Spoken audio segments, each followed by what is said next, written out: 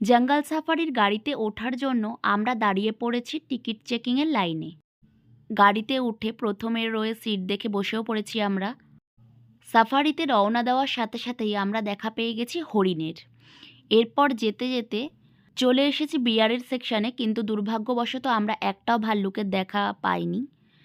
এরপর কিছুটা আসার পরই আমরা দুটো চিতাবাঘের দেখা পেয়েছি। এ দুটো খাঁচার মধ্যেই ছিল। এরপর রাস্তার দুধারে ঘন জঙ্গল, তার মাঝের রাস্তা দিয়ে সাফারির মজা নিতে নিতে কিছুটা যাওয়ার পর আমরা দেখা পেয়ে গেছি একটা বাঘিনীর। আর যেহেতু দুপুরবেলা ছিল তাই বাঘিনীটা ঘুমোচ্ছিল, আর এর নাম হলো বেবি।